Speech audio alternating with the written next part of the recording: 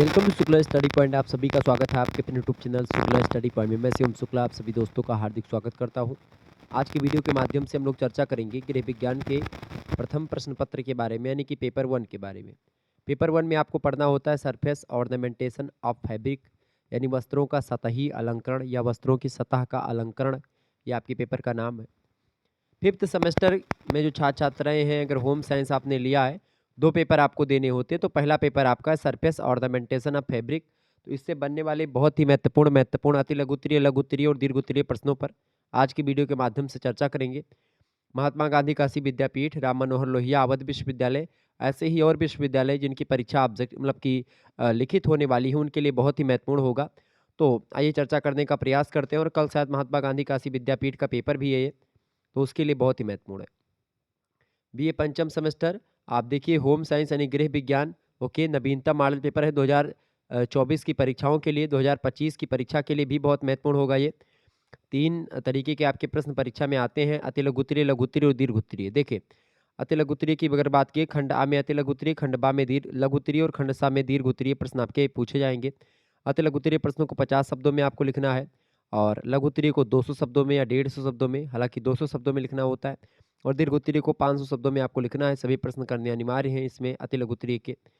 बाकी आपके पेपर में जो दिशा निर्देश दिया जाएगा उसी के अकॉर्डिंग आपको चलना है। ये मैं अपने हिसाब से मॉडल पेपर बनाता हूँ और मेरा मॉडल पेपर बनाने का एक ही तरीका होता है कि 10 अति लघुत्तरीय प्रश्न, 8 लघुत्तरीय और 4 दीर्घोत्तरीय प्रश्नों के माध्यम से मैं आपको समझाने का प्रयास करता हूँ। ठीक है, देखिए पहला प्रश्न आपकी स्क्रीन पर आ चुका है। परिसज्जा को परिभाषित कीजिए।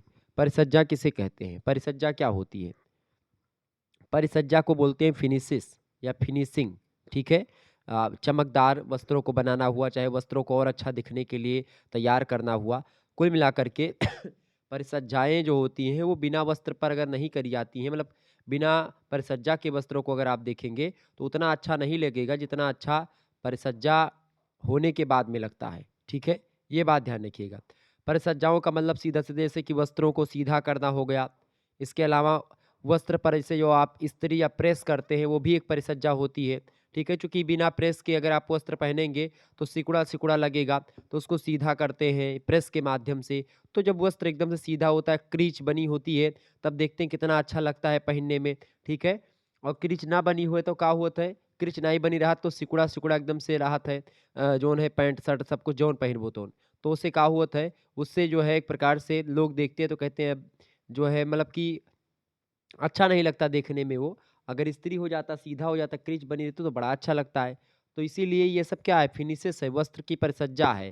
ठीक है, वस्त्रों पर आप देखते हैं जो सफ़ेद वस्त्र होते हैं उनको और अच्छा तरीके से सफ़ेदी लाना, जो मैल वगैरह जो मैले वस्त्र की अपेक्षा जो मतलब कि जो सादे-बोदे वस्त्र या एक प्रकार से बिना मैल के होते हैं या साफ-सुथरा वस्त्र होते हैं, ज़्यादा इफ़ेक्टिव लगते हैं।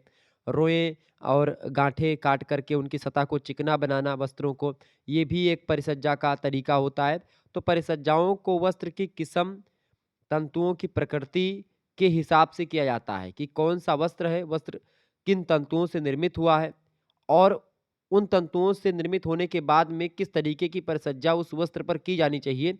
इस बात का ध्यान बहुत विशेष तरीके से दिया जाता है। चूँकि अगर वस्त्रों की तंतुओं की मतलब जो वस्त्र के तंतु जो हैं जिससे बने हैं वस्त्र, अगर उनके तंतुओं पर बिना ध्यान दिए हुए परिसज्जा हम करते हैं तो कहीं न कहीं पे सारी परिसज्जाएँ जो होती हैं वो हर एक वस्त्र के लिए नहीं होती हैं। अलग-अलग वस्त्र के लिए अलग-अलग परिसज्जा होती है। ठीक है? इसीलिए हमको परिसज्जा करते वक़्त इन सभी बातों का ध्यान रखना होता है। क्लियर? तो ये होती है परिसज्जा। परिसज्जा की अगर बात करें तो इसकी परिभाषा कुछ इस प्रकार से आप लिख सकते हैं कि करघे पर से उतारे गए तैयार वस्त्र पर विभिन्न विधियों के द्वारा जो प्रक्रियाएं की जाती हैं जिससे वस्त्र का बाह्य रूप परिवर्तित होकर के निखर हो जाता है, अच्छा लगने लगता है, वही और उसके उस वस्त्र के गुणों में वृद्धि हो जाती है। स्पर्श में वो थोड़ा सॉफ्ट यानी चिकना हो जाता है वस्त्र। वस्त्र आपको बहुत अच्छा दिखता है, आकर्षक दिखता है, चमकदार दिखता है, वस्त्र कोमल और मुलायम दिखने लगता है, हो जाता है। ठीक है, और देखने में बड़ा सुंदर और आकर्षक लगने लगता है। वस्त्र की जो कार्य क्षमता है, जो उसकी सर्विस एबिलिटी है, वो दोगुनी हो जाती है, वो बढ़ जाती है वस्त्र की परिसज्जा से। ठीक है, तो यही होती है परिसज्जा। परिसज्जा के द्वारा ये नाना प्रकार की चीज़ें या कई प्रकार की, नाना माने कई, तो ये कई प्रकार की चीज़ें होती हैं। तो यही होती है वस्त्रों की परिसज्जा या वस्त्रों की जो फिनिश बोलते हैं उसको, फिनिश करना वस्त्रों को, फिनिशेस, ठीक है? क्लियर हो गया? फिनिशिंग बोलते नहीं, तो फिनिशिंग वही होता है परिसज्जा। तो ये वस्त्रों पर परिसज्जा की जाती है। दूसरा क्वेश्चन है सेन्फोराइजिंग क्या होता है? सेन्फोराइजिंग की अगर बात की जाए तो एक चिन्ह होता है और एक व्यापारिक चिन्ह होता है सेन्फोराइजिंग, ठीक है? जो क्या करता है, जो इस बात का द्योतक है कि जो इस छाप यानी सेन्फोराइड जो वस्त्र होते हैं वो कभी सिकुड़ेंगे नहीं, इस बात की गारंटी देता है। यानी कि जिन वस्त्रों की क्रिया सेन्फोराइजिंग एक क्रिया मान सकते हैं, तो इस क्रिया के द्वारा जिन वस्त्रों को गुजारा जाता है उन वस्त्रों को सेन्फोराइज्ड वस्त्र कहा जाता है और इसका एक मुहर होता है, एक छाप होता है। उसी छाप को उस वस्त्र पर लगा दिया जाता है। अगर वो छाप उस वस्त्र पर लगा है तो इसका मतलब क्या है? इस छाप के लगे वस्त्र जो होते हैं वो सिकुड़ते नहीं हैं, ठीक है, धुलाई के बाद। ये जो है सेन्फोराइजिंग जो चिन्ह है ये डिनोट करता है, ठीक है? यानी जब वस्त्र बन करके तैयार होता है तो उसकी स्थिति बहुत ही आकर्षक नहीं होती है। जब परिष्कृति होती है तो वस्त्र कैलेंडरिंग आदि मशीनों के माध्यम से गुजरता है, जहाँ उसे और अधिक खींचा जाता है। कभी-कभी परिष्कृति कार्य वस्त्र का जितना वह वास्तव में लंबा-चौड़ा हो जाता है, उससे भी अधिक खींच करके लंबा-चौड़ा बना देते हैं। इसके परिणाम स्वरूप जिस माप का वस्त्र आप बाज़ार से लाते हैं, धुलने के बाद में उस माप का वो नहीं रह जाता है। जब लंबा हो जाता है कभी-कभी, तो वस्त्र वही छोटा हो जाता है, जब आप उसको धुलते हैं, तो सिकुड़ जाता है वस्त्र। तो क्या होता है, ये सिकुड़े ना वस्त्र धुलने के बाद में जिस माप का आपने लिया था, वस्त्र उसी माप का रहे, इसके लिए सेन्फोराइज़िंग प्रक्रिया जो होती है, वो उपयोगी होती है। और सेन्फोराइज़िंग प्रक्रिया के द्वारा जो वस्त्र एक प्रकार से गुजरते हैं, वो वस्त्र सिकुड़ते नहीं हैं, एक प्रकार से जब उसको धुला जाता है, ठीक है? तो सेन्फोराइज़िंग प्रक्रिया के लिए जिस मशीन का उपयोग किया जाता है, उसमें वाष्प के द्वारा गरम रोलर्स होते हैं। रोलर जो होते हैं वो रोलर्स लगाए जाते हैं और वस्त्र को इन रोलर्सों से सीधे गुजार करके रोलर में जो कंबल होते हैं, जो उन कंबलों के बीच से होकर के गुजारा जाता है और कंबल होने के कारण से रोलर के दबाव से वस्त्र उतने ही खिंचते हैं, उतने ही दबते हैं जितनी उनको चाहिए, उनकी स्वाभाविक क्षमता है, उतने ही वस्त्र फैलते हैं। इसके बाद में फिर इससे क्या होता है कि वो एकदम से उसी नाप के रहते हैं जितने नाप को आपको चाहिए और जितना आप नाप के लेकर के आते हैं, फिर उसको धुलते हैं तो उसके बाद में वो सिकुड़ता नहीं है, वो उतने ही क्या बोलते हैं नाप का बना रहता है, ठीक है? ये बड़ा ज़बरदस्त प्रक्रिया होती है, तो सेन्फोराइड्स एक चिन्ह होता है, क्लियर? जो कि डिनोट करता है कि धुलने के बाद ये वस्त्र सिकुड़ेगा नहीं आपका। तीसरा प्रश्न आप देखेंगे जल अभेद्य वस्त्र क्या है? जल अभेद्य वस्त्र को हिंदी में जल अभेद्य ही कहते हैं, अंग्रेजी में इसको आप अगर मैं बताऊँ तो आपको समझ में आ जाएगा वाटर प्रूफ। क्या बोलते हैं इसको? इसको बोलते हैं वाटर प्रूफ, ठीक है? तो वाटर प्रूफ जो वस्त्र होते हैं, वही होते हैं जल अभेद्य वस्त्र, ठीक है? आप देखते हैं कि बरसात के दिनों में बहुत सारे लोग ऐसे वस्त्रों को पहन करके निकलते हैं घरों से। तो बरसाती वस्त्रों के लिए बहुत ही उपयोगी होता है जो वाटरप्रूफ वस्त्र होते हैं। आप देखिएगा आजकल तो बरसात के महीनों में शादियाँ होती हैं, तो टेंट वगैरह जो लगाए जाते हैं, वो भी एक प्रकार से वाटरप्रूफ लगाए जाते हैं। जैसे कि आप देखें तिरपाल, बरसाती, ये तमाम प्रकार की चीज़ आप देखते हैं जो छाता बनता है जिन कपड़े का प्रयोग करके जिन वस्त्रों से, वो एक प्रकार से वाटरप्रूफ होता है। तो ऐसे ही आप देखिएगा वाटरप्रूफ जो होते हैं, ये एक प्रकार अच्छा ये वस्त्र घटिया, भारी और सस्ता होता है। यह देखने में तथा छूने में आकर्षक बिल्कुल भी नहीं दिखता। किंतु जिन वस्त्रों का प्रयोग बरसाती तथा दूसरी पोशाकों के लिए किया जाता है, उनका कोमल व तथा चिकना होना आवश्यक है। ठीक है? कोमल और चिकना जितना ही होगा, पानी जो होगा उतने तरीके से फिसल जाएगा और पानी उसके अंदर नहीं जा पाएगा। जलाभेद्य जो पोशाक होते हैं, उनकी सतह को रबर के घोल से लेप करके एक प्रकार से बनाया जाता है। किंतु अब रबर के स्थान पर जो है रेसिन या जिसको संश्लेषात्मक रॉल बोलते हैं, उसका प्रयोग करा जाता है। इस प्रक्रिया से बुनाई के कारण से जो छिद्र बन जाते हैं, जो छेद हो जाते हैं वस्त्रों में, उसी छिद्र को बंद कर दिया जाता है, ठीक है? जो रेशे होते हैं वो ढक लेते हैं इन चीज़ों को और पानी ऊपर से ही फिसल करके बाहर बह जाता है और वो अंदर प्रवेश नहीं कर पाता, ठीक है? और वस्त्र का झिरझिरापन समाप्त हो जाता है, इसमें हवा प्रवेश नहीं कर पाती है और यह स्वास्थ्य के लिए हानिकारक होता है। इसीलिए इसको कुछ क्षणों के लिए ही पहना जाता है। जब आप घर पहुँचते हैं तो इन वस्त्रों को नहीं पहनते हैं। आप केवल बारिश जब होती तब इन वस्त्रों को धारण करते हैं, ठीक है? जल अभेद्य वस्त्र वह वस्त्र होता है जिसमें पानी प्रवेश नहीं कर पाता, जबकि पानी अपकरण वस्त्र गीला नहीं होता मतलब पानी से ये वस्त्र गीला भी नहीं होता, किंतु यदि पानी अधिक दबाव से आता है तो ये वस्त्र जो है फट भी जाता है और इसमें प्रवेश भी कर जाता है। तो ये कुछ क्षणों के लिए पानी को उसको रोकता है, ठीक है? तो ये होता है वाटर प्रूफ जो है व्यवस्था। आगे देखेंगे, अगला प्रश्न है सिंध की कढ़ाई को स्पष्ट कीजिए। सिंध की कढ़ाई के बारे में जो कुछ आप जानते हैं बताइए। सिंध की कढ़ाई की अगर बात की जाए तो सिंध, कच्छ और काठियावाड़ की कढ़ाई पूछे तो उसका मतलब एक है, चूँकि सिंध की कढ़ाई जो होती है और जो कच्छ या काठियावाड़ की कढ़ाई है, दोनों में बहुत ही समानता आपको देखने को मिलेगी, ठीक है? क्योंकि सिंध की कढ़ाई पर पंजाब व बलूचिस्तान की जो कढ़ाई है वहाँ का प्रभाव भी आपको दिखेगा सिंध की कढ़ाई पर, चूँकि थोड़ी दूर पर ही है। पंजाब की जो फुलकारी जो है कढ़ाई होती है, उसके टाँकों व सिंध की फुलकारी के चेन टाँकों के सम्मिश्रण से तैयार सिंध कढ़ाई का अपना एक विशेष महत्व है, विशिष्ट सौंदर्य होता है, निखर करके सामने आता है। और जो सिंध या कच्छ की कढ़ाई होती है, इसमें टाँके तो सादे ही होते हैं, परंतु सीधे मतलब शीशे के नन्हे-नन्हे टुकड़ों का प्रयोग करके इसकी कढ़ाई करी जाती है, सिंध की कढ़ाई, ठीक है? और सिंध में शीशे के टुकड़ों को बटन होल टाँके से लगाया जाता है, लेकिन कच्छ या काठियावाड़ में आप देखेंगे तो चेन के टाँके से एक प्रकार से लगाया जाता है, ठीक है? और इसमें हाथियों, छतरियों, मोरों और तोतों के मोटिफ काढ़े जाते हैं इसमें। हाथ से छूने मतलब कि हाथ से बुने कत्थई रंग के कपड़े पर नारंगी, काले और बैंगनी रंग के धागों से कढ़ाई करी जाती है, ज़्यादा उपयुक्त माना जाता है। और इस कढ़ाई को कानबी कढ़ाई भी कहा जाता है कभी-कभी। इसे कढ़ाई से आप देखते हैं लहंगे वगैरह बनाए जाते हैं सिंध के कढ़ाई के द्वारा। जो है चोली बनाई जाती है और तमाम प्रकार के वस्त्रों को बनाया जाता है सिंध की कढ़ाई के द्वारा। कढ़ाई कच्चे सिल्क धागों और सूती धागों से करी जाती है बेसिकली। तो काठियावाड़ की कढ़ाई की अगर बात करें तो काठियावाड़ की जो कढ़ाई है, काठियावाड़ की कढ़ाई की अगर बात करें, तो काठियावाड़ की कढ़ाई जो होती है, उसमें कच्छ और सिंध की कढ़ाई का सुंदर सम्मिश्रण आपको देखने को मिलता है। शीशे के नन्हे-नन्हे टुकड़े को लगाया जाता है, चेन तथा साटिन टाँके अधिक लोकप्रिय यहाँ पर माने जाते हैं। हल्के रंग, अस्पष्ट नमूने इसकी विशेषता है और इस कढ़ाई से लहंगे, चोली इस तमाम प्रकार की चीज़ें बनाई जाती हैं जो है किससे?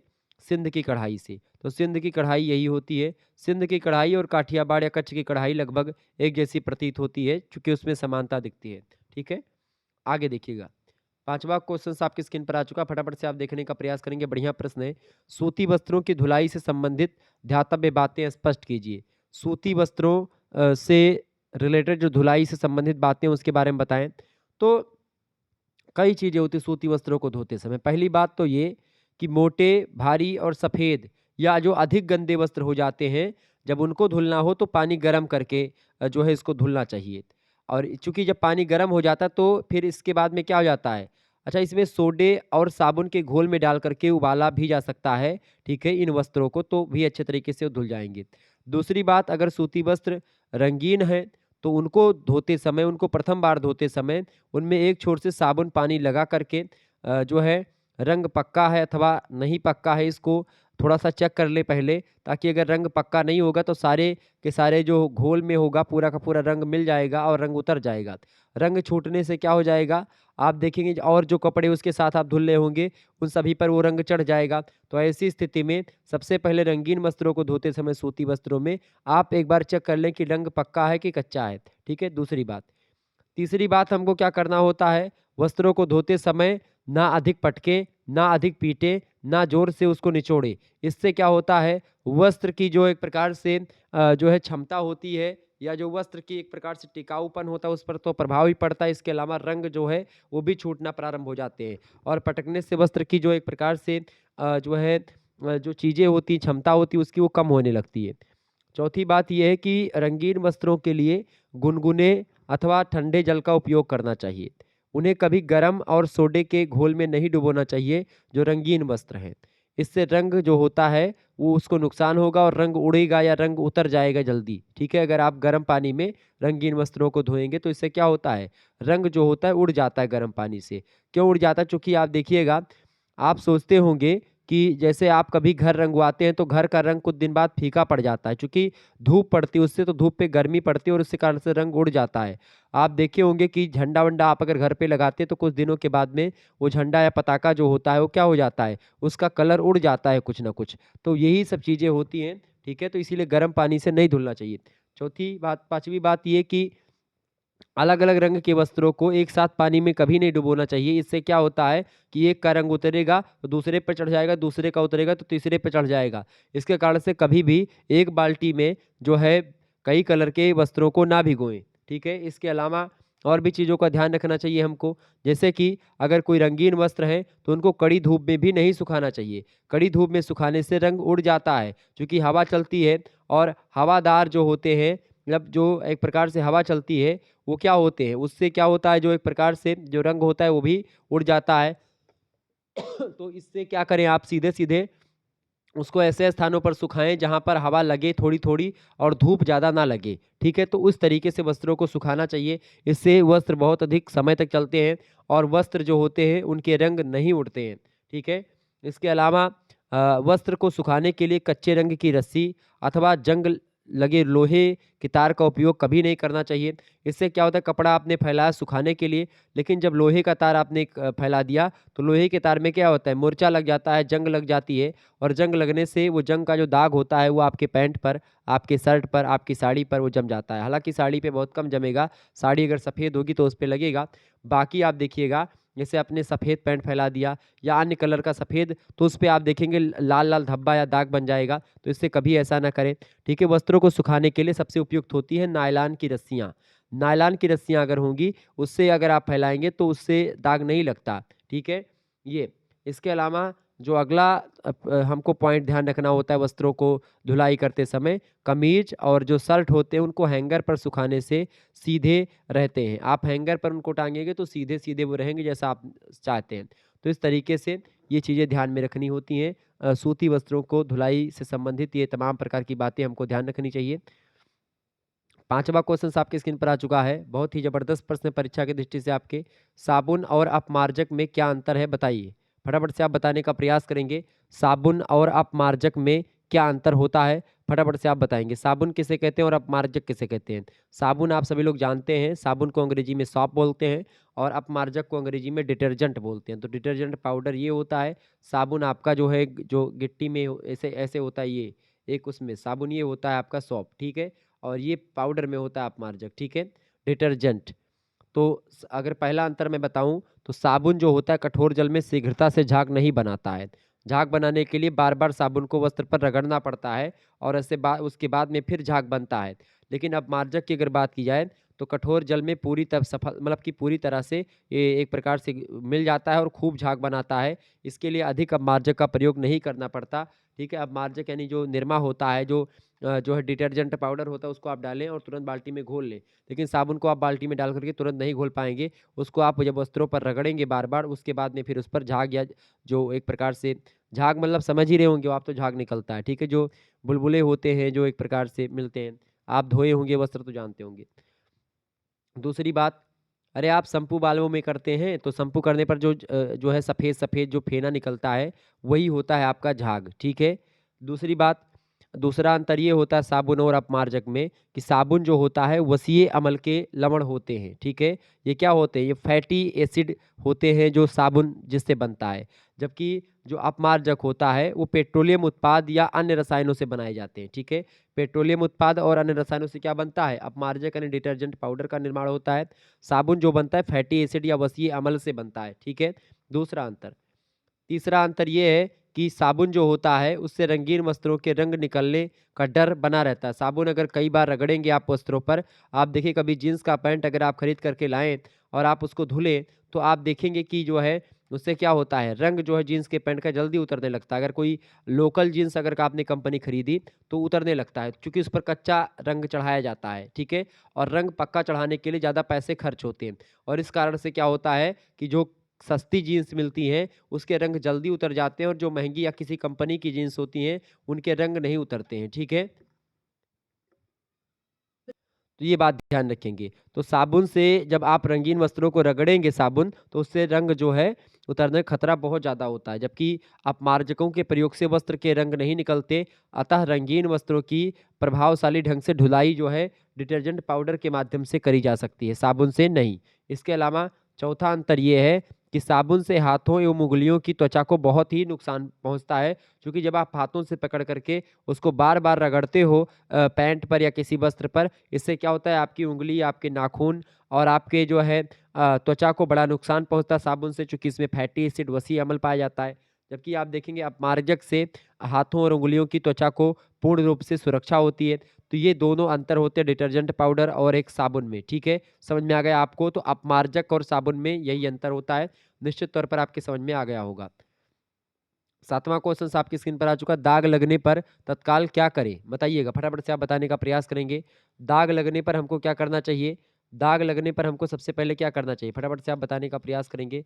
अगर दाग लग जाता है हमारे वस्त्रों पर, सबसे पहले हमको क्या करना चाहिए? जैसे अगर आपको के ऊपर कोई तरल पदार्थ गिरा है, तरल पदार्थ मतलब लिक्विड, जैसे कि चाय आपके ऊपर गिर गई है, सफ़ेद कपड़ा है या कॉफ़ी गिर गई या कोई दवा गिर गई है, जैसे गिरे तुरंत आप क्या करें? गिरने से पहली बात तो रोकें उसको, ताकि तरल पदार्थ जो है, चूँकि आप तुरंत गिरेगा, तुरंत वो फैल जाएगा, तो फैलने से उसको रोकने का प्रयास करें, ठीक है? और अधिक मात्रा वस्त्र द्वारा अवशोषित ना हो सके, नहीं अगर ज़्यादा हो जाएगी तो फिर वो फैलता रहेगा वस्त्र पर, ठीक है? पहली बात। दूसरी बात, जैसे गिरे, वस्त्र पर गिरे तरल को छाँट करके मतलब कि छटक करके गिरा दें उसको, ताकि वो उसके रेशों के साथ घुल-मिल ना जाए, केशिकत्व जो होता है, क्योंकि वस्त्रों में छेद होते हैं, जैसे गिरे तुरंत उसको उसको झाड़ करके मतलब कि उसको तुरंत गिरा दें। क्योंकि क्या होता है, इससे वस्त्रों से क्रिया ना करने पाए वो। किसी पुराने कपड़े या रोएदार तौलिए को प्रयोग करके तरल को तुरंत सुखा दें वहाँ पर, जहाँ पर आपको लगा हुआ है, ठीक है? तीसरी बात, वस्त्र पर अगर सब्जी गिर जाती है या जैम जेली कोई गिर जाता है, कुछ रंग जैसी गाढ़ी वस्तु गिर जाती है, तो उसे जो है बटर नाइफ मतलब समझ रहे हैं ना? यानी जो एक प्रकार से जो चम्मच होता है या बटर नाइफ होती है, तो उससे हटा दें आप, ठीक है? चम्मच टाइप, तो उससे आप हटा दें तुरंत उसको, ऐसे गिर जाते। चौथी बात कि अगर दाग वाले स्थान को पानी से भीगे कपड़े या स्पंज के ही टुकड़े से पोंछें। अगर आप वैसे पानी मतलब उससे पोंछेंगे, ठीक है, तुरंत पानी डाल करके, तो और फैलने का प्रयास करेगा, ठीक है? इसके अलावा संभव हो तो दाग वाले भाग को तत्काल पानी से धो डालें और ज़्यादा पानी से धो लें, किंतु ऐसा केवल जल में घुलनशील दागों के साथ करें। कुछ ऐसे दाग होते हैं जो कि जल में नहीं घुलते हैं, ठीक है? अब वो जब जल में नहीं घुलेंगे तो क्या होगा, आपका पैंट पर और दाग थोड़ा बहुत हो सकता है बढ़ जाए, ठीक है? पेंट या वर्निश का दाग जब लगता है तो उसे घोलक या विलायक यानी सॉल्वेंट जो होता है उसी से छुड़ाने का प्रयास करें। जैसे आप देखते हैं जो पेंट होता है, ऑयल पेंट जो होता है, ऑयल पेंट जो होता है वो जल में नहीं घुलता है, ठीक है? इसके लिए तो वो जल से नहीं छूटेगा। ऐसी स्थिति में आपको उसके लिए विलायक या सॉल्वेंट का प्रयोग करना होगा, और इस पर भी दाग ना छूटे, दाग छुड़ाने की और तमाम प्रकार की विधियाँ होती हैं, उन विधियों को अपनाएँगे तो दाग आसानी से छूट जाएगा। क्लियर? तो ये दाग छुड़ाने पर तत्काल आप ये काम कर सकते हैं या कर सकती हैं। आगे देखिएगा। 8वां प्रश्न है, वस्त्रों को इस्त्री किस प्रकार किया जाता है? आप लोग घर में खूब ज़्यादा अपने भाइयों के, अपने जो है पिताजी का और अपने घर में आपने वस्त्रों पर जो है क्रीच बनाई होगी, मतलब कि इस्त्री करा होगा, प्रेस करा होगा, ठीक है? तो कैसे करते हैं आप उसको आप लोग सभी लोग जानते होंगे, तो उसी तरीके से आपको लिख देना है। इस्त्री करने की अगर बात की जाए, तो सबसे पहली बात, इस्त्री करने के लिए जब वस्त्र खूब पूरी तरीके से सूख जाए एकदम से, तभी उस पर प्रेस करना चाहिए, इस्त्री करना चाहिए, ठीक है? इससे क्या होता है, जब आप जो है सूखे हुए वस्त्रों पर नहीं करेंगे तो जो कुछ मतलब जो साफ-सुथरा वस्त्र नहीं होते, तो जब तक वस्त्र पर गीलापन होता है तो वो उसी में दब जाता है और वो मैल के रूप में हो जाता है, ठीक है? वस्त्रों के कलर थोड़ा चेंज हो जाता है। मामूली गर्म लोहा से वस्त्र को उल्टा करके इस्त्री करनी चाहिए। इस्त्री करते समय वस्त्र पर पानी कभी मत छिड़कें। आप देखते हैं जब आप कभी धोबी के यहाँ पर जो है उसको करवाने जाते हो, तो पानी छिड़क करके कभी-कभी वस्त्रों को किया जाता है, ठीक है? तो पानी छिड़कने से क्या हो जाता है, जो है वस्त्र में नमी पर्याप्त मात्रा में ना हो तो गीला कपड़ा उसके ऊपर रगड़ दें, लेकिन पानी छिड़काव से क्या होता है, वो बिंदी-बिंदी बन जाती है वस्त्रों पर, तो वो कुछ देर के लिए हो जाता है, तो उससे थोड़ा फ़र्क पड़ता है वस्त्रों पर, ठीक है? तो इसके लिए जो है नमी वाले जो थोड़ा-सा गीला कर ले कपड़ा, उसके अंदर उसकी जल को गार लें, उसके बाद में फिर उस पर वस्त्र पर लगा करके तब प्रेस करें, तो वो बराबर तरीके से सब पर चला जाएगा, ठीक है? तो उससे हो जाएगा। इसके अलावा किसी जो है भी प्रेस करने से पहले आपको कई सारी बातों का ध्यान रखना चाहिए। पहली बात तो पूरे वस्त्र को समान रूप से गीला करें, और यह कार्य प्रेस करने से लगभग आधा घंटा पहले करना चाहिए, तत्पश्चात उसे लपेट कर अलग रख दें। दूसरी बात, प्रेस करने के लिए प्रयोग किए जाने वाले मेज़ या तख्ते को तैयार करें। प्रेस दाएँ हाथ की ओर रखना चाहिए। तीसरी बात, जल के प्याले में एक पतले कपड़े का टुकड़ा रखें और इस प्याले को बाईं तरफ स्टूल आदि पर रख लेना चाहिए। चौथी बात, वस्त्र के आकार एवं मतलब वस्त्र के आकार के अनुसार हल्का या भारी प्रेस प्रयोग करने का प्रावधान है। यानी कि अगर आप ज़्यादा हल्का वस्त्र है और उस पर भारी प्रेस कर देंगे तो उससे दिक्कत हो जाएगी। बड़े और भारी वस्त्रों के लिए बड़ा प्रेस और हल्के और कोमल वस्त्रों के लिए छोटा प्रेस का प्रयोग ये किया जाता है। ठीक है। पांचवी बात, प्रेस उपयुक्त ताप तक गर्म करें। सिकुड़ने मिटा करके वस्त्रों में चमक पैदा करने के लिए प्रेस काफ़ी गर्म होना चाहिए। लिनन और जो सूत के वस्त्र होते हैं उनके लिए लोहा काफ़ी गर्म होना चाहिए। यदि प्रेस ठंडा होगा तो वस्त्र पर पीले पीले निशान रह जाएंगे और प्रेस करने में कठिनाई होगी बाद में। तो ऐसे में क्या होता है, वस्त्र काफ़ी गर्म होना चाहिए, ठीक ठाक गर्म होगा तभी होगा। ठीक है। सबसे पहली बात, प्रेस करने के कुछ नियम भी होते हैं। पहला नियम है कि जिस स्थल पर लोहा किए जाएँ, जिस प्रेस किया जाए वो चौरस व एक सा होना चाहिए, एक जैसा होना चाहिए। प्रेस स्वच्छ होना चाहिए, साफ सुथरा होना चाहिए। नीचे की जो चमकीली प्लेट होती है प्रेस की, उसको ज़रूर साफ कर लें, नहीं तो उस पे कुछ लगा हो और उसको आप रगड़ दें वस्त्रों पर तो वस्त्रों पर दाग बन जाएगा। तो पहले से गीले किए वस्त्र को खोल करके मेज पर भली प्रकार से बिछा लिए और बाएं हाथ से एकत्र करते जाना चाहिए और तो दाएं हाथ से लोहा जो है यानी उसको रगड़ना चाहिए, प्रेस करना चाहिए। तो इस तरीके से वस्त्र की गोट से अंत तक प्रेस करना चाहिए। तो कुल मिलाकर के ये वस्त्र प्रेस करने की तकनीकी होती है, इसको आप सभी लोग करते हैं और जानते हैं। अगला प्रश्न 9वां नंबर, ग्लेजिंग व मोयरिंग के विषय में क्या जानते हैं आप समझाइए। ग्लेजिंग या मोयरिंग क्या होता है भाई? ग्लेजिंग की अगर बात की जाए तो वस्त्रों को और अधिक चमकदार बनाने के लिए एक क्रिया करी जाती है, उसी क्रिया को ग्लेजिंग कहते हैं। और ग्लेजिंग एक परिसज्जा होती है। इस परिसज्जा में ग्लेजिंग करने से वस्त्र पहले की अपेक्षा और ज़्यादा चमकीले दिखते हैं, शाइनिंग आ जाती है उस पर। ठीक है। तो साइजिंग के लिए मॉड, गोंद और तमाम प्रकार के रासायनिक पदार्थों का प्रयोग करके वस्त्रों में फिनिशिंग लाई जाती है, वस्त्रों को और चमकीला बनाया जाता है।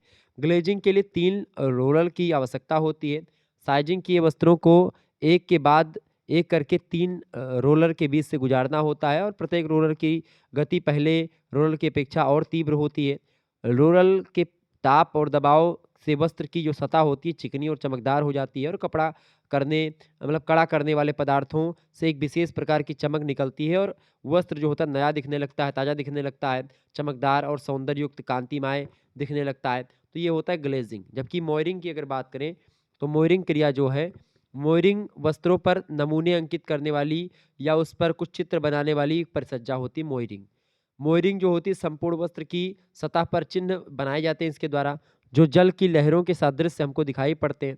इसके बाद इन पर सूक्ष्म बारीक जो है रेखाएँ बनाई जाती हैं और इन पर प्रकाश किरणें बिंबित होने से वस्त्र की सतह पर अनोखी चमक उत्पन्न हो जाती है और इस परिसज्जा के द्वारा वस्त्र की संपूर्ण सतह पर पानी के लहर के समान नमूने बनाए जाते हैं और इसके बाद इन पर अत्यंत बारीक और महीन रेखाएँ बनाई जाती हैं। प्रकाश की किरणें जब इन रेखाओं और लहरों पर पड़ती हैं तो वे परावर्तित होकर के अनोखी चमक उत्पन्न करती हैं और इस परिसज्जा से युक्त वस्त्र अनोखी चमक लिए हुए होता है। तो जो मॉयरिंग है ये भी चमकदार वस्त्रों को बनाने के लिए मतलब कि चमकदार वस्त्रों को करने के लिए करी जाती है। तो इस तरीके से ये हो गया आपका मॉयरिंग और ग्लेजिंग जो कि परिसज्जा के प्रकार हैं। आगे देखेंगे पीताम्बर वस्त्रों का निर्माण कहाँ होता है। पीताम्बर वस्त्रों के निर्माण की अगर बात की जाए तो पीताम्बर वस्त्रों का निर्माण कहाँ होता है भैया? पीताम्बर या पीताम्बर वस्त्रों को पैठणी वस्त्र भी कहते हैं। तो पैठणी वस्त्र जो है या एक प्रकार से अच्छा पैठणी इसको इसलिए कहते हैं क्योंकि हैदराबाद में एक स्थान है पेठण, उसी पेठण स्थान पर ये बनाई जाती है और ये सुंदर साड़ियाँ और जो धोती होती है वो पीताम्बर कहलाते हैं। तो सुंदर साड़ी और जो धोती बनाई जाती है कहाँ पर? पेठण नामक स्थान पर हैदराबाद में पड़ता है। तो इसको वही पीताम्बर होता है इसीलिए पैठण नामक स्थान बनता है इसीलिए इसको पैठानी कहते हैं, पैठणी। ठीक है। और सिल्क से बना जालीदार वस्त्र होता है ये पीताम्बर वस्त्र। ठीक है।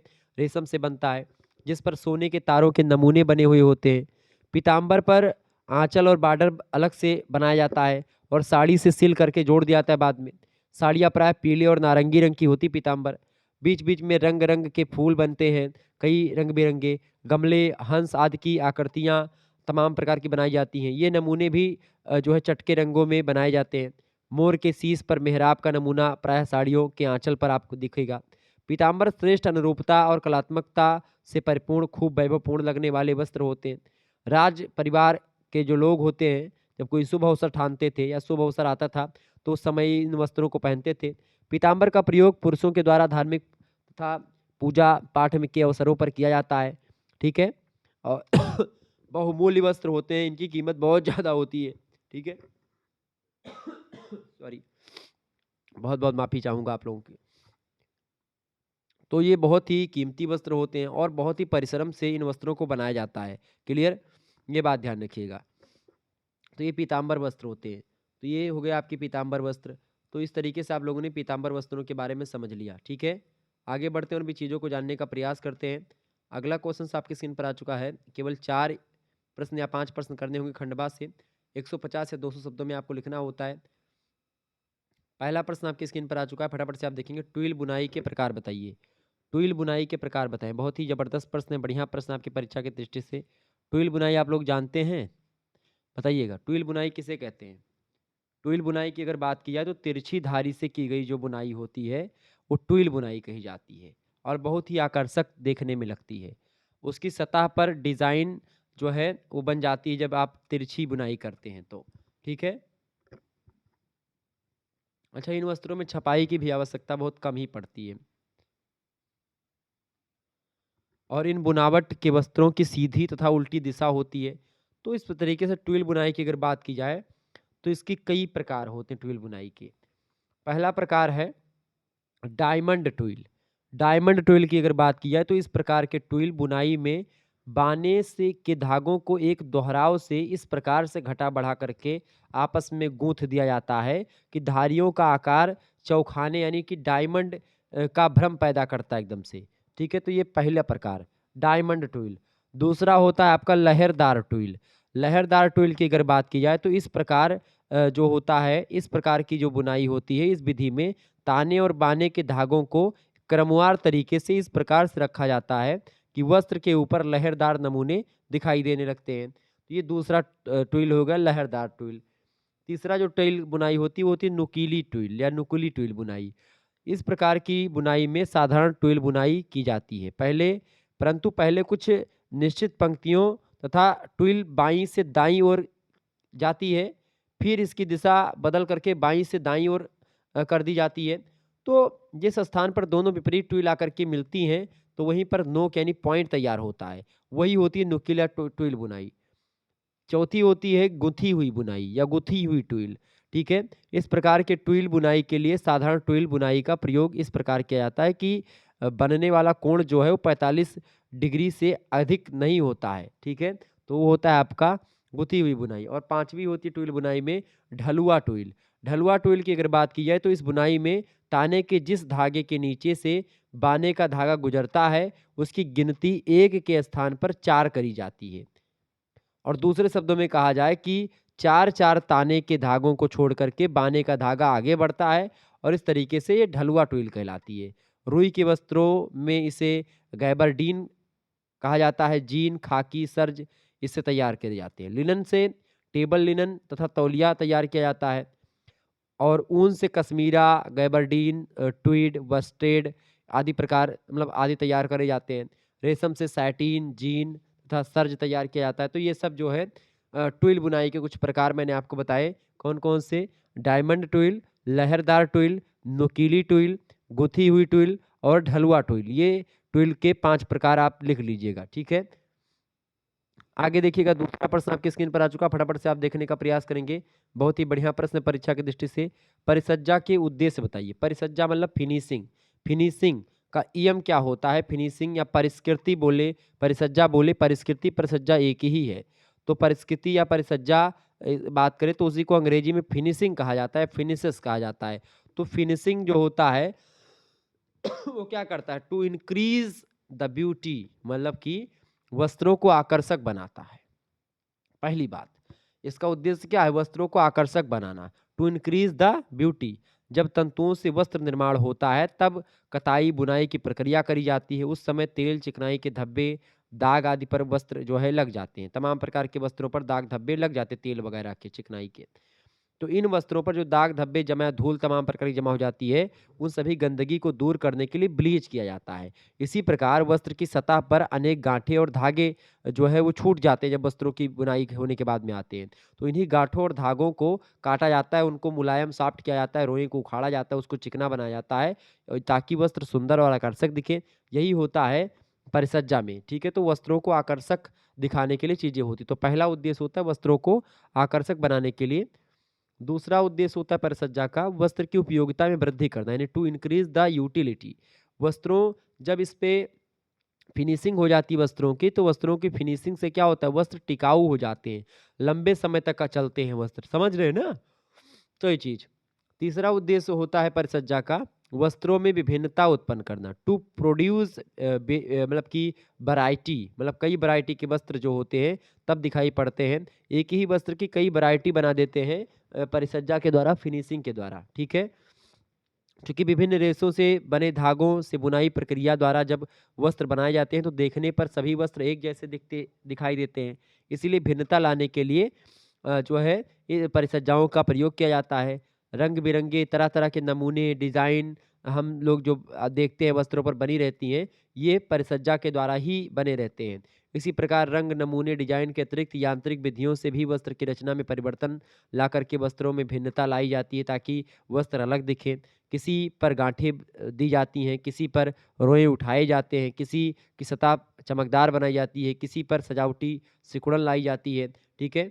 मतलब सिकुड़न तो वैसे वस्त्रों पर वैसे बन जाती है, लेकिन सजावटी सिकुड़न कुछ वस्त्रों पर, ठीक है?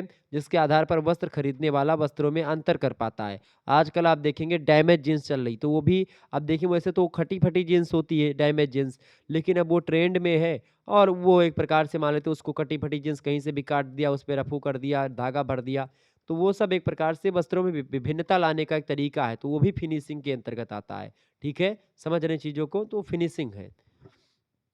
चौथा फिनिशिंग का उद्देश्य होता है अनुकरण वस्त्र बनाने के लिए, यानी कि टू प्रोड्यूस इमिटेशन, यानी वस्त्रों पर प्रसज्जा देने का एक ध्येय यह भी रहता है कि वस्त्र के अपने मौलिक बाह्य रूप को बदल करके उसे किसी अन्य तरीके से बनाया जाए, ठीक है?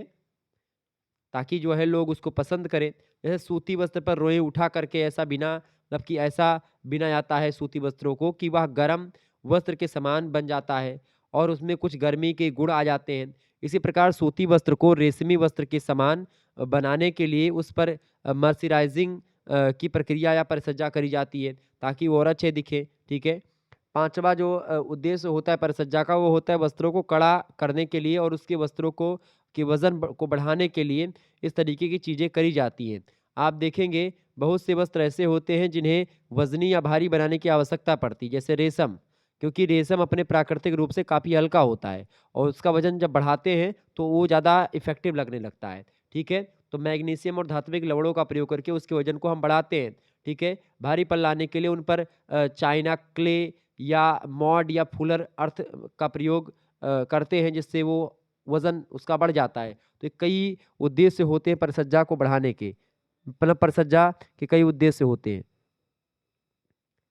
तीसरा क्वेश्चन आप देखें, कसूती किसके लिए प्रसिद्ध है? कसूती की अगर बात की जाए, कसूती बड़ी फेमस एक कढ़ाई होती है। कसूती की अगर बात करें तो कसूती जो है वो दक्षिणी भारत की कढ़ाई है और कर्नाटक क्षेत्र की कढ़ाई बेसिकली मानी जाती है कसूती। कर्नाटक की फेमस कढ़ाई है कसूती।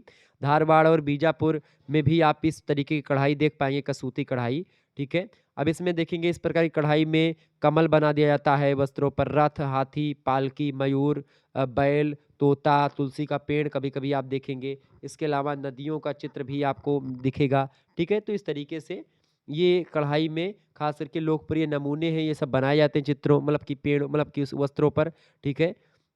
और इसके अलावा चटक लाल, बैंगनी, हरा, नारंगी, इन सभी रंग के जो है तरीके, मतलब इन सभी रंगों का प्रयोग करके सारे वस्त्र पर जो है नमूने बनाए जाते हैं। आपको बता दूँ सीधा, क्रॉस टाका, ज़िगज़ैग तथा गाँवती टाके इन सभी वस्त्रों को बनाने के लिए प्रयोग में करे जाते हैं। कसूती कढ़ाई के नमूने धार्मिक प्रसंगों तथा स्थानीय वास्तुशिल्प के से प्रभावित होते हैं। स्थानीय जो देवी-देवता होते हैं या जो एक प्रकार से चीज़ें होती हैं, उनका प्रयोग ज़्यादा किया जाता है, उनके नमूने बनाए जाते हैं वस्त्रों पर। कसूती कढ़ाई 2 सूती वस्त्र पर सूती धागे से करी जाती है। कच्चा टाका, जिगजैग, क्रॉस टाका, गांठ वाले टाके, जिसको आप नोट स्टिच बोलते हैं, आदि से नमूने गढ़े जाते हैं। और इस कढ़ाई की सबसे बड़ी विशेषता ये है कि कढ़ाई करते समय धागे में गांठें नहीं लगाई जाती हैं। उल्टी बखिया के छोटे टाके द्वारा कढ़ाई प्रारंभ करी जाती है। टाके अत्यंत छोटे होते हैं और सूक्ष्म होते हैं, सरल होते हैं, महीन होते हैं, ताकि जो है अच्छे तरीके से वो चीज़ें दिखें। तो ये कसूती कढ़ाई में नमूने कढ़ने के लिए नमूनों पर वस्त्र पर नहीं छापा जाता है, बल्कि ताने और बाने के धागों को गिन करके कढ़ाई करी जाती है। ताने और बाने के धागों को गिन करके एक इकाई बनाई जाती है। धागों की संख्या भी निश्चित की जाती है, जिसमें सामान्यतः 2 से 6 धागे लिए जाते हैं और इन्हें इकाई मानते हुए संपूर्ण नमूने की कढ़ाई करी जाती है। तो ये एक प्रकार अच्छा, धागों की इकाई में परिवर्तन नहीं किया जाता। इसी इकाई के द्वारा नमूने की बारीकी अथवा खुरदरापन का पता चलता है। जो धागों से की जाने वाली कढ़ाई महीन और बारीक होती है एवं भूरी होती है। चटक रंग के सूती धागों का प्रयोग किया जाता है इसमें, जिसमें लाल रंग, नारंगी रंग, जामुनी, हरा, पीला और नीले रंगों की प्रमुखता होती है। तो इस तरीके से ये होता है। कसूती कढ़ाई बेसिकली पौराणिक गाथाओं और इस पर आधारित है। चूँकि पौराणिक जैसे आप देखेंगे कि कमल, रथ, शिवलिंग, नदी, बाघ, स्वास्तिक, सूर्यमुखी, शंख, आसन, पालकी, इसके अलावा राम झूले, नाग देवता, हाथी, घोड़े, तुलसी का पौधा, ये सब आप देखेंगे चित्र बनाए जाते हैं कसूती कढ़ाई में, ठीक है। पशु पक्षियों के चित्रों को भी बड़े सुंदरता के साथ इन वस्त्रों पर छापा जाता है, बनाया जाता है। जैसे तोते का चित्र हो गया, मोर का तो हो गया, चित्र हो गया, बतख का हो गया, खरगोश का हो गया, हंस का है, हिरण के भी चित्र आपको देखने को मिलेंगे कसूती कढ़ाई में। तो कसूती कढ़ाई बेसिकली कर्नाटक की कढ़ाई, इस पे पौराणिक और क्षेत्रीयता का बड़ा प्रभाव पड़ता है। तो ये है कसूती कढ़ाई, ठीक है। आगे देखेंगे, चौथा प्रश्न आपकी स्क्रीन पर आ चुका। पटोला वस्त्र का निर्माण किस विधि या किस प्रकार की विधि मतलब पटोला वस्त्र का निर्माण किस प्रकार किया जाता है? पटोला वस्त्र के निर्माण की अगर बात की जाए तो पटोला जो है वो गुजरात का एक प्रकार से वस्त्र है और गुजरात में बनाया जाता है पटोला। मुंबई, सूरत और अहमदाबाद में भी अब बनने लगा है पटोला। आपको बता दूं कि आजकल उड़ीसा में बनी जो साड़ियाँ होती हैं पटोला के नमूने के आधार पर ही बनाई जाती हैं। पटोला निर्माण में पूर्व रंग योजना के अनुसार धागों का को बांध करके रंग लिया जाता है और धागों की इस विधि के अनुसार पहले हल्के रंगों से तत्पश्चात गहरे रंगों से उसको सावधानी पूर्वक रंगा जाता है, क्योंकि तनिक भी असावधानी अगर इसमें होती है तो वस्त्र के नमूने में काफ़ी अंतर आ जाता है। इसके लिए बड़ा भय बना रहता है, इसमें बड़ा डर बना रहता है। तो ये नमूने कुछ छापे जाते हैं, ठीक है। पटोला रंग की जो बिरंगी साड़ियाँ होती हैं उसमें आप देख कुछ इस प्रकार से चीज़ें होती हैं, उसमें किनारे-किनारे जैसे यहाँ पर मान लेते हैं ये चीज़ें हो गई। ऊपर ये बॉर्डर होता है, ठीक है, इधर पूरा बॉर्डर हो गया किनारे-किनारे। बॉर्डर पर कोई कढ़ाई नहीं होती, लंबे-लंबे ऐसे ताने मतलब कि ये सीधे-सीधे धागे होते हैं, ठीक है। और इस पर आप देखेंगे ऐसे मान लेते हैं ये साड़ी हो कोई तौलिया हो गई। इधर एक प्रकार से एक इस पर कुछ वस्त्र मतलब कि इस पर कुछ चित्रकारी होती है, ठीक है। इसके बाद में फिर बीच-बीच में आप देखेंगे यहाँ पर ऐसे चित्र ऐसे-ऐसे करके ऐसे इस तरीके से उसी पे चित्रकारी होती रहती है। तो ये पटोला साड़ियों पर या पटोला वस्त्रों पर आपको देखने को मिलते हैं, ठीक है। एक में गहरा होगा, एक में थोड़ा-सा सस्ता बीच में ऐसे-ऐसे कर देते हैं। एक में गाढ़ा, एक में हल्का, ऐसे ऐसे चित्र बनते हैं। तो पटोला वस्त्र का निर्माण कुछ इस तरीके से होता है। आप देखेंगे अलवार अलवर में तो कुछ रंग मतलब रंगरेज रंगने के काम में इतने निपुण हो गए थे कि एक ही वस्त्र के दोनों ओर दोनों प्रकार के नमूने को रंग करके तैयार करते थे। वस्त्र दोनों ओर नमूनेदार बन जाते थे। पटोला में प्रायः परंपरागत नमूने जैसे नर्तकी की मूर्ति बना दें या हाथी, फूल, टोकरी, डायमंड ये सब बनाए जाते हैं। ठीक है? तो ये पटोला होते हैं। पटोला वस्त्र के मुख्य रूप से परंपरागत नमूने ही बनाए जाते हैं, जैसे कि नृत्य करती हुई स्त्रियाँ बनाई जाती हैं। इसके अलावा फूल पत्ती ये बनाए जाते हैं, टोकरी, हाथी, घोड़ा, डायमंड, पक्षी ये सब बनाए जाते हैं। नमूने के आधार पर पटोला की विभिन्न नामों से पटोला को जानते हैं। एक तो पटोला को ही क्या बोलते हैं, फुलकारी भी बोलते हैं। फुलकारी मतलब फूलों के गुच्छे वाले नमूनों को फुलकारी कहते हैं। तो ये पटोला के ही प्रकार है फुलकारी, ठीक है। इसके अलावा बाघ कुंजर में हाथी, चीता वाले नमूने को बाघ कुंजर की संज्ञा दी जाती है। इसके अलावा ऐसे वस्त्र जिन पर नारी कुंजर होता है, यानी हाथी और नृत्य करती हुई स्त्रियाँ बनाई जाती हैं, ठीक है, तो वो होता है आपका नारी कुंजर, ठीक है। ये ध्यान रखिएगा, ओके। तो इस तरीके से ये पटोला वस्त्र होते हैं। आगे देखिएगा, अगला क्वेश्चन आपकी स्क्रीन पर आ चुका है। अगला प्रश्न बहुत ही ज़बरदस्त है आपकी परीक्षा की दृष्टि से। फटाफट से एक बार वीडियो को लाइक और शेयर कर दीजिएगा, चूँकि ऐसे ही प्रश्न आपकी परीक्षा में आते रहेंगे। वस्त्र धोते समय किन-किन प्रकार की सावधानियाँ रखनी चाहिए? फटाफट से आप बताएँ। तो वस्त्र धोते समय आपको बता दूँ, अगर आप मशीन से धो रही हैं तो अच्छा, मशीन से वस्त्र धोते समय देख लें कि वस्त्र स्वच्छ हो रहा है अथवा नहीं। कॉलर इत्यादि का मैल ना छूटा हो तो हल्के हाथों से रगड़ करके अथवा ब्रश की सहायता से आप मैल कॉलर की या बाहीं की उसको छुड़ा सकती हैं। क्योंकि आप देखेंगे कि जो मशीन में वस्त्र होता है वो मशीन में ऐसे कुछ बना होता है, तो इससे क्या होता है, वो ऐसे घूमता रहता है मशीन अंदर अंदर, ठीक है। उसमें आप डिटर्जेंट पाउडर डाल देते हैं, फिर उसके बाद में वो मशीन ऐसे घूमता रहता है, तो उसमें फिर आप पानी डाल देते हैं तो घूमता रहता है। तो वो घूमने के बाद में क्या होता है, वही घूमते घूमते क्या होता है, जो उसकी मैल होती है डिटर्जेंट पाउडर उसमें प्रवेश करता है, उस मैल को छुड़ाता रहता है। तो लेकिन मशीन से वस्त्र कम साफ होता है, और आप देखेंगे चूंकि कॉलर की और बाहीं की मैल छूट जाती है, इसलिए उसको हाथों से बाद में रगड़ करके धुलना पड़ता है, ठीक है। तो मशीन से धुलाई करते समय कुछ सावधानियों जो है को ध्यान में रखना चाहिए, तभी मशीन लंबे समय तक जो है आपके जो है पास सुरक्षित रहेगी और आपको लंबे समय तक सेवा प्रदान करती रहेगी, जब आप उसको तमाम प्रकार की विधियों से होकर के उसको उसमें धुलेंगे। पहली बात तो वस्त्रों को धोते समय पहली सावधानी हमको ये रखनी होती है कि मशीन के स्विच पर पानी नहीं गिरने देना चाहिए, अन्यथा करंट लगने की संभावना आपको रहेगी। ना ही स्विच को भीगे हाथों से आपको पकड़ना चाहिए। अगर आप स्विच को भीगे हाथों से पकड़ेंगी तो फिर आपको करंट लग सकता है। तो इसलिए आप खुद सुरक्षित रखने के लिए क्या करें, कभी भी आप किसी भी स्विच को, चाहे बिजली की कोई भी स्विच हो, आप कभी भी स्विच को छुएं, मोटर आप चला रही हो, अंदर आप जो है नहा रही हैं या नहा रहे हैं, और आप सोचते हैं कि नहाते समय मोटर चलाया है ठंडी के महीने में, गर्म पानी मोटर से आ रहा है। अब आपने क्या किया कि बंद करने के लिए तुरंत जो है भीगा हाथ रहता है, आप जाकर के उसको तुरंत बटन दाबते हैं। तो कभी-कभी नहीं मारेगा, लेकिन कभी-कभी क्या होगा कि जो पानी होता है, वो सुचालक होता है उष्मा का। तो एक प्रकार से आपको करंट थोड़ा बहुत लग सकता है। तो ऐसी स्थिति ना उत्पन्न होने दें, ठीक है? ये बात ध्यान। दूसरी बात, मशीन में जो अंकित चिन्ह है, उससे अधिक पानी भूल करके भी ना डालें, क्योंकि मशीन को चलाने पर पानी उछल करके बाहर निकलने का प्रयास करेगा, जिससे क्या होता है मशीन की जो मोटर होगी वो खराब हो जाएगी। ऐसी स्थिति में आपको पानी जो जहाँ पर बताया कि भाई यहाँ तक ही पानी भरना, मशीन में इंस्ट्रक्शन दिया होता है सिलाई मतलब उसमें वॉशिंग मशीन में, तो वहीं तक पानी भरे जहाँ तक कहा जाए, पानी इसके ऊपर नहीं जाना चाहिए तो उसके ऊपर नहीं जाना चाहिए, उससे थोड़ा नीचे ही पानी भरे, ठीक है। नहीं तो आप सोचे कि 2 ही कपड़वा बच रहा है, लाओ यहाँ डाल दी और 1 बाल्टी पानी और डाल दी, का हुए मशीनें तो हुए। तो उससे नहीं होगा, मशीन में पानी ज़्यादा ना डालें, जितना पानी उपयोगी हो उतना ही डालना चाहिए। तीसरी बात, मशीन में वस्त्र धोते समय हमको एक बात का और ध्यान देना चाहिए, किस बात का? रंगीन और सफ़ेद वस्त्रों को अलग-अलग मशीन में डालना चाहिए। नहीं तो इससे क्या होगा, रंगीन वस्त्रों के जो कलर होंगे वो छूट करके सफ़ेद वस्त्रों पर चढ़ जाएँगे, ठीक है? जैसे मान लें कोई नीला वस्त्र आप धो रहे हैं और कोई सफ़ेद वस्त्र, दोनों को एक ही मशीन में एक बार साथ में डाल दिया, तो क्या होगा, नीला जो कलर होगा वो चढ़ जाएगा किसके ऊपर? वो चढ़ जाएगा भैया किसके ऊपर? वो चढ़ जाएगा, ठीक है? सफ़ेद के ऊपर। तो इस तरीके से ऐसा भी नहीं करना चाहिए। चौथी बात, मशीन में अत्यधिक वस्त्र धोने के लिए नहीं डालना चाहिए। अत्यधिक भार से मशीन खराब हो जाती है। ठीक है? तो उचित वस्त्रों को डालें, मतलब कि जितना मशीन का वो हो कैपेसिटी उतनी ही डालें। 5वाँ, मशीन से वस्त्र धोते समय या धुलाई करते समय हमको ये बात ध्यान रखना चाहिए कि मशीन को ही मतलब कि मशीन को यूँ ही बिना पानी के नहीं चलाना चाहिए कि आप ऐसे ट्राई बिना पानी के घुमा करके चेक कर रहे हैं, नहीं। पानी डाल करके ही चलाएँ। इसके अलावा धुलाई के बाद मशीन की सफाई अनिवार्य रूप से कर देनी चाहिए। इसे ठीक प्रकार से धो-पोंछ करके सुंदर ढक्कन से बंद करना चाहिए, ताकि मशीन और आपकी सुरक्षित रह सके। 7वाँ बात ये है कि मशीन के साथ मिले निर्देशों का अवश्य पालन करना चाहिए। जो मशीन के साथ आपको कोई एक पर्चा मिलता है, पूरा का पूरा एक गाइडलाइन लिखी रहती है, उसमें दिशा निर्देश लिखा रहता है कैसे-कैसे क्या करना है, उसका पालन ज़रूर करें। इसके अलावा मशीन में समय-समय पर तेल डालते रहना चाहिए।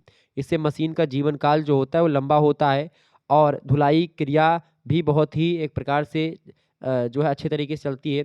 उसमें बिना किसी अवरोध के जो है मशीन अच्छे तरीके से चलती रहती है। इसके अलावा मशीन को कभी तेज़ धूप या जो है बारिश में नहीं रखना चाहिए। तेज़ धूप और मशीन को बारिश से बचाना चाहिए, ठीक है? तब मशीन अच्छे लंबे समय तक चलेगी। तो धुलाई करते समय इन तमाम प्रकार की सावधानियाँ आपको रखनी होती है। छठा क्वेश्चन आपकी स्क्रीन पर आ चुका है, बहुत ही ज़बरदस्त प्रश्न है परीक्षा की दृष्टि से। संश्लेषित शोधक के प्रयोग के नाम बताइए। बढ़िया प्रश्न है, बताइएगा। संश्लेषित शोधक के प्रयोग के नाम बताइए। संश्लेषित शोधक की अगर बात की है क्या होता है, अब आप लोग चौंक जाएँगे, संश्लेषित शोधक क्या होता है? पहली बार नाम सुना है। इसको अंग्रेजी में बोलते हैं सिंथेटिक डिटर्जेंट, ठीक है? क्या बोलते हैं? सिंथेटिक डिटर्जेंट बोलते हैं। तो ये क्या होता है, इसको जानने का प्रयास करते हैं। संश्लेषित शोधक पदार्थों का निर्माण रसायनों से होता है, जो केमिकल्स होते हैं उन्हीं से बनता है। इन्हें साबुन रहित डिटर्जेंट भी कहते हैं, ठीक है, साबुन रहित डिटर्जेंट कहा जाता है संश्लेषित शोधक पदार्थों को। और तीव्र अम्ल और तीव्र क्षार से मिलकर के बनते हैं ये। तटस्थ घोल बनाते हैं तीव्र क्षार और अम्ल मिलकर के। कठोर जल में भी घुल जाते हैं। इनमें रेशम, ऊन को हानि नहीं पहुंचती। रेशम और ऊनी वस्त्रों को धुलने के लिए संश्लेषित शोधक का प्रयोग किया जाता है। इसमें कुछ अन्य पदार्थ जैसे कि एक प्रकार से मिलाए जाते हैं, जैसे मतलब कि जिस कारण से वस्त्रों की सफाई और अच्छी हो जाती है और झाग भी अच्छी तरीके से बनता है।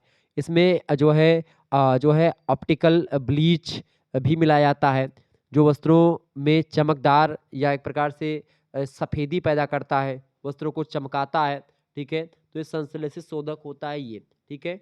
संश्लेषित शोधकों के प्रयोग से कई लाभ होते हैं, जैसे कि लाभ ही पूछा गया है, तो इसके कई लाभ हैं। जैसे कि अगर मैं आपको लाभ बताऊँ तो पहला लाभ, यहाँ पर नाम नहीं लिखेंगे, यहाँ पर लाभ कर लेंगे, ठीक है? लाभ। तो पहला लाभ है कठोर, कोमल दोनों प्रकार के जल में घुल जाते हैं और प्रभावकारी होते हैं, पहला लाभ। दूसरा लाभ कि ठंडे जल में भी ये जो सिंथेटिक डिटर्जेंट होते हैं घुल जाते हैं, परंतु 100 डिग्री फ़ारेनहाइट से 130 डिग्री फ़ारेनहाइट ताप के जल में अधिक प्रभावशाली माने जाते हैं। इसके अलावा साधारण गंदे कपड़े खूब साफ हो जाते हैं इससे। ऊनी, रेशमी तथा संश्लेषित वस्त्र सुरक्षित भी रहते हैं इससे। इसके अलावा वस्त्र जल में खंगारने से यह आसानी से जल के साथ निकल जाते हैं। इसके अलावा इनमें ऑप्टिकल ब्लीच मिले होने से नील लगाने की आवश्यकता कपड़ों में नहीं पड़ती। सफ़ेद वस्त्र अगर धुलते हैं तो उसमें उसको सफ़ेद रंग को निलवाने की ज़रूरत भी नहीं पड़ती है। इसके अलावा अपमार्जक से वस्त्र धोना सहज और आसान प्रक्रिया है। जल में अपमार्जक को मिला करके हिलाने से झाग बनने शुरू हो जाते हैं और थोड़ी ही देर में जो है पात्र में उफन करके फेन बाहर निकलने लगता है, यानी फेना खूब बनता है। धुलाई क्रिया जो है मनोरंजक हो जाती है इस तरीके से संश्लेषित शोधक से। इसके अलावा अपमार्जक साबुन से सस्ता भी पड़ता है। इसके अलावा अगर आप देखेंगे अपमार्जकों से हाथों और उंगलियों की त्वचा को कोई नुकसान नहीं होता है। तो यही होते हैं आपके detergent powder, synthetic detergent powder एक शब्द में बोले तो निरमा जैसे होता है। निरमा ही बोले एक तरीके से तो निरमा ही। इसके अलावा लेकिन उसमें कुछ रासायनिक मिला दें तो और अच्छे तरीके से वो झाग देता है। अपमार्जकों के प्रयोग से वॉशिंग मशीन के सभी कल पुर्जों और धुलाई पात्र की पूर्ण सुरक्षा होती है। इसके अलावा अपमार्जक से वस्त्र धोते में कम समय और श्रम लगता है, मतलब कम श्रम लगता है, कम समय भी लगता है। अपमार्जक को साबुन की तरह बार-बार वस्त्रों पर आपको रगड़ना नहीं पड़ता है। ये पानी में घुल जाता है और फिर पानी में वस्त्रों को डाल दीजिए और उसके बाद में मिला दीजिए, मशीन घूम जाएगी 4 बार, वस्त्र साफ हो जाता है। तो इस तरीके से ये संश्लेषित शोधक पदार्थों से आप जो है धोते हैं, ठीक है? वो जैसे निरमा से जो आप धोते हैं वही। अगला प्रश्न है मर्सराइजिंग प्रक्रिया को स्पष्ट कीजिए। मर्सराइजिंग क्या प्रक्रिया होती है भैया? मर्सराइजिंग की अगर बात करें तो मर्सराइजिंग क्या है फटाफट से आप बताने का प्रयास करेंगे। बहुत ही ज़बरदस्त प्रश्न आपने पूछ लिया, बताने का प्रयास करेंगे मर्सराइजिंग क्या है? मर्सराइजिंग जो है इस प्रक्रिया का नाम दिया था इंग्लिश विद्वान हैं केलिको प्रिंटर जॉन मरमट, ठीक है? तो इन्हीं के नाम पर मर्सराइजिंग पड़ा मरमट से। ठीक है? और इस प्रक्रिया में कास्टिक सोडा की रासायनिक प्रतिक्रिया के परिणाम स्वरूप वस्त्र में अत्यधिक चमक आ जाती है। अत्यधिक मतलब अधिकतर आप देखेंगे मर्सराइजिंग की प्रक्रिया सूती वस्त्रों पर यानी जो कॉटन के वस्त्र होते हैं उन पर करी जाती है। किंतु इसका प्रयोग दूसरे जो रेशों वाले वस्त्र होते हैं उन पर जैसे खास करके ऊन पर भी किया जाता है। इसका प्रयोग कई विभिन्न कारणों से किया जाता है। चूँकि इस प्रक्रिया के परिणाम स्वरूप उसका सिकुड़ना कम हो जाता है और चमक ज़्यादा बढ़ जाती है वस्त्रों की। रेशों की सिकुड़न और ऐंठन भी समाप्त हो जाती है। उसमें रेशम जैसी चमक उत्पन्न हो जाती है वस्त्रों में। तो मर्सराइजिंग जो होती है रुई रंगने में भी बहुत बड़ी सरलता से रुई भी रंग देती है, क्योंकि वह रंग को बड़ी सरलता से सोख लेती है। ठीक है? तो इस तरीके से रुई में चमक लाने के लिए धागे के रूप में या वस्त्र के रूप में मर्सराइज्ड किया जाता है। अधिकतर सूत के धागों को ही मर्सराइज्ड किया जाता है। यह एक अविरल प्रक्रिया है जिसमें धागा एक निश्चित तापमान पर क्रमशः विभिन्न घेरों में से होकर के गुजरता है। इसके बाद में सूत को रस्सी की आकृति में ला करके उबाल करके धोया जाता है। इसके बाद में कास्टिक सोडे के घोल में भिगो करके मर्सराइज्ड किया जाता है उसको और अंत में अंतिम रूप से उसको धोया जाता है। तो ये होता है आपका जो है मर्सराइजिंग प्रक्रिया। मर्सराइजिंग प्रक्रिया में धागे को मर्सराइज्ड करने के लिए पहले इसे कास्टिक सोडे के घोल या ठंडे घोल में डाला जाता है, जिससे इसकी जो ऐंठन होती है धागे की वो समाप्त हो जाती है। धागों की चमक बढ़ जाती है, ठीक है, और इसकी अवशोषकता होती है वो बढ़ जाती है, इसलिए रंग आसानी से रेशों की गहराई तक पहुंच जाते हैं और रंग पक्का चढ़ जाता है उस पर। तो मर्सराइजिंग के द्वारा वस्त्रों की रंगाई बड़ी जबरदस्त तरीके से हो जाती है। ठीक है, ये बात ध्यान रखिएगा। आगे देखिएगा, अगला क्वेश्चन आपकी स्क्रीन पर आ चुका है। 8वां प्रश्न है, बुनाई प्रक्रिया के चरण बताइए। बुनाई प्रक्रिया के कितने चरण होते हैं भैया? बुनाई प्रक्रिया के कई चरण होते हैं। आपको बता दूं, बुनाई प्रक्रिया के जो कई चरण होते हैं उनमें पहला चरण होता है आपका घुमावदार, दूसरा होता है ताना बाना, तीसरा होता है आकार देना, ठीक है, चौथा होता है अंदर खींचना, इसके अलावा पांचवा होता है ड्राइंग इन, और इसके अलावा अगला होता है छठवां बुनाई, और अंत में ग्रेज कपड़े पर नियंत्रण। यानी 6-7 जो है चरण होते हैं, इनके माध्यम से बुनाई की प्रक्रिया संपन्न होती है, ये बात ध्यान रखिएगा। ठीक है, जिसमें अगर बताऊं घुमावदार जो चीज़ें होती हैं उसकी अगर बात की जाए तो बुनाई प्रक्रिया का पहला चरण है घुमावदार। बाइंडिंग में सूत को एक ट्यूब पर लपेटना शामिल है घुमावदार में। और बुनाई के शंकु ताना जो होता है, ऊर्ध्वाधर जो धागे होते हैं, ये ताना होता है, ये बाना होता है। जो ताना होता है उसके लिए बेलनाकार रूप में तैयार किए जाते हैं। बर्बादी से बचने के लिए बिल्कुल समान लंबाई के ताना तैयार करने के लिए शंक्वाकार बाबिन बनाए जाते हैं, ताकि सूत बिना किसी समस्या के फ्रेम पर फिसल सके। कभी कभी रंगाई से पहले बाबिन को एक गेंद के रूप में लपेटा जाता है, ताकि डाई का रंग पूरे धागे में समान रूप से प्रवेश कर सके। तो घुमावदार प्रक्रिया पहली होती है, फिर ताना बाना, फिर उसके बाद में आकार देना, फिर अंदर खींचना, ऐसे तमाम प्रकार की क्रियाओं के माध्यम से बुनाई की प्रक्रिया समाप्त होती है। तो ये जो है एक प्रकार से बुनाई होती है वस्त्रों की। और भी प्रक्रियाएं होती हैं इसकी, मतलब बुनाई की और भी तीजी चीजें होती हैं। हालांकि आगे देखें, केवल 2 प्रश्न करने होते हैं खंडसा से। 450 से 500 शब्दों में आपको लिखना होता है। देखिए कई प्रश्न, जैसे पहला प्रश्न है, भारतीय परंपरागत कढ़ाई किस प्रकार की जाती है? कुछ प्रसिद्ध कढ़ाई के विषय में वर्णन कीजिए। प्रसिद्ध कढ़ाइयों के बारे में आपको कई बार बताया है मैंने। जैसे पंजाब की फुलकारी कढ़ाई हो गई, बड़ी फेमस कढ़ाई है, उसके बारे में मैंने आपको चर्चा कर दिया है। इसके अलावा आप देखिए पंजाब की फुलकारी के अलावा आप देखें कच्छ की फुलकारी होती है, कच्छ की फुलकारी में नीलक, बाग, ये सब फेमस है बड़ी। इसके अलावा कांथा जो है, ये बंगाली जो है जो औरतें होती हैं वो बनाती हैं, ठीक है, कांथा। इसके अलावा आप देखेंगे कसीदा, कसीदा जो है वो कश्मीर की कढ़ाई है, कश्मीर में कसीदा कढ़ाई बड़ी फेमस है। आपको बता दूं कश्मीर की कढ़ाई का काम निर्यात के कारण बहुत विकसित हुआ है। कश्मीर की कढ़ी हुई ऊनी और पश्मीने की साल, साड़ी, नमदा आज भी देश विदेश के लिए बड़े लोकप्रिय हैं, लोग खरीदते हैं उसको। तो वो है कसीदा कढ़ाई, कश्मीर में बड़ी फेमस है। कसीदा की अगर बात की जाए तो जो है कश्मीर की जो कसीदा कढ़ाई है वो बड़ी फेमस कढ़ाई है, ठीक है। आपको बता दूं कि कश्मीर की क्रियोल कढ़ाई भी बड़ी फेमस है, ठीक है। क्रियोल कढ़ाई ये भी कश्मीर की है। तो ये सब जो है कढ़ाइयाँ बड़ी फेमस हैं, जो कि अलग अलग देशों में है। चाहे वो मैं कसीदा की बात करूँ, या कांथा की बात करूँ, फुलकारी की बात करूँ, या चिकन करी की बात करूँ जो लखनऊ की है, उत्तर प्रदेश की, ठीक है। तो ये सब एक प्रकार से भारत की परंपरागत कढ़ाइयाँ, तो इनके बारे में आप पढ़ लीजिएगा, आपकी सीरीज में प्रश्न मिल जाएगा। आगे देखेंगे अगला प्रश्न, वैसे मैंने सभी के बारे में महासंग्राम वीडियो आप देखिएगा, उसमें भी मैंने बता रखा है। इसके अलावा आप जो हमारा पहला मॉडल पेपर है उसमें भी हमने इन सभी चीज़ों के बारे में बता रखा है। अगला प्रश्न, वस्त्रों की परिसज्जा क्या होती है? परिसज्जा को प्रभावित करने वाले तत्व बताइए। परिसज्जा के बारे में मैंने आपको बताया था। परिसज्जा यानी फिनिशिंग जो होती है उसी को परिसज्जा बोलते हैं। तो वस्त्रों की परिसज्जा मतलब वस्त्रों की चमक दमक, वस्त्रों को बढ़ाना, मतलब वस्त्रों को चमकदार बनाना, वस्त्रों को अच्छा दिखना, ये सब शामिल है उसमें। वस्त्रों की जो गांठ होती है, उसका जो छिद्र होता है, उसको सभी को, तो उन्हीं सभी के लिए परिसज्जा करी जाती है। परिसज्जा को प्रभावित करने के लिए कई सारे तत्व इफेक्टिव होते हैं, जैसे तंतु की प्रकृति कैसी है, बुनाई किस विधि से करी गई है, ये सब उसको प्रभावित करने वाले तत्व हैं, ये बात ध्यान रखेंगे। आगे देखेंगे अगला प्रश्न है, रंगाई और छपाई में क्या अंतर है? रंगाई की विधियाँ, मतलब विभिन्न विधियों का वर्णन कीजिए। तो रंगाई और छपाई जो होती है उसमें बड़ा अंतर होता है। रंगाई आप समझते हैं ना, आप रंगें, और एक प्रकार से अगर बताएं, रंगने के बाद में आप छपाई, छपाई जो स्क्रीन छपाई आजकल जैसे आप देखें, छपाई क्या होती है? छपाई जो होती है आप देखिएगा कि छाप देना कोई नमूने के माध्यम से। नमूना मतलब समझे कोई जो है फ्रेम बना करके, साजा बना करके उसको उस पे छाप देना।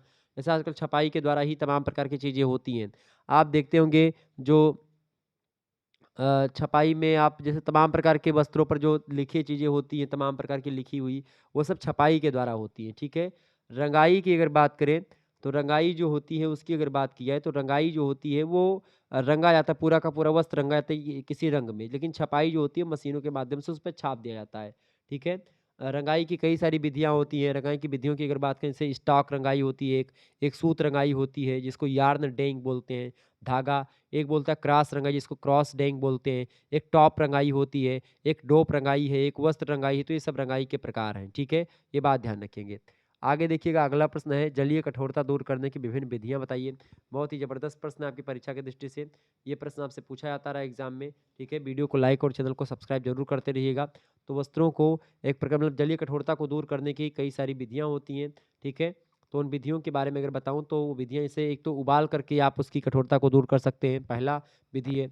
दूसरी विधि क्लार्क विधि से, ठीक है? और तीसरी विधि है सोडियम हाइड्रॉक्साइड तथा अमोनियम हाइड्रॉक्साइड, यानी कि NaOH और NH4OH को डाल करके पानी में उसकी कठोरता को दूर किया जा सकता है। ये बात ध्यान रखिएगा। तो 3 विधियाँ मुख्य रूप से जल कठोरता को दूर करने की हैं। इनको विस्तार से आप समझ लेंगे, आपकी सीरीज में मिल जाएगा, ठीक है?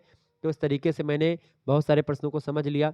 ये 4 क्वेश्चन्स आप देख लीजिएगा, बहुत ही ज़बरदस्त हैं, दीर्घ उत्तरीय के हैं, और 8 क्वेश्चन्स ये लघु उत्तरीय के हैं, आपकी परीक्षा में आ सकते हैं। इनको आप पढ़ लीजिएगा, और ये 10 क्वेश्चन्स जो हैं अति लघु उत्तरीय के, ये भी आप पढ़ लीजिएगा। जो मैंने आपको इन सभी चीज़ों के बारे में बताया, एक महासंग्राम वीडियो और है और एक मॉडल पेपर और है। आपको प्लेलिस्ट में वो वीडियोज़ मिल जाएँगी, आप ज़रूर देख लीजिएगा।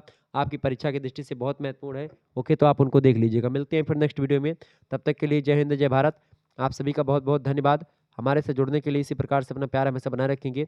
वीडियो को लाइक और चैनल को सब्सक्राइब जरूर कर दीजिएगा। गृह विज्ञान बीए पंचम सेमेस्टर का paper number 1 surface ornamentation of fabric, वस्त्रों का सतही अलंकरण पेपर का नाम था। तो उसी के मॉडल पेपर के बारे में हमने चर्चा करी, जो 2024-25 की परीक्षाओं के लिए बहुत ही महत्वपूर्ण है। महात्मा गांधी काशी विद्यापीठ, राम मनोहर लोहिया अवध विश्वविद्यालय, वीर बहादुर सिंह पूर्वांचल, आप सभी के विश्वविद्यालयों में आप देखिए, वीर बहादुर सिंह पूर्वांचल का तो पेपर हो चुका है। जिनका जिनका पेपर लिखित होता, सभी के लिए बहुत महत्वपूर्ण था। और पेपर कुछ लोगों के हो चुके हैं और कुछ विश्वविद्यालयों के बच्चे हैं, तो उनके लिए बहुत महत्वपूर्ण है। तो आप इस वीडियो को ज़्यादा से ज़्यादा मात्रा में शेयर करें, लाइक करें और सब्सक्राइब करें चैनल को, ठीक है? तो सरफेस ऑर्नामेंटेशन ऑफ फैब्रिक का ये मॉडल पेपर आपके लिए बहुत ही हेल्प करेगा आपकी परीक्षा में। धन्यवाद आप सभी का।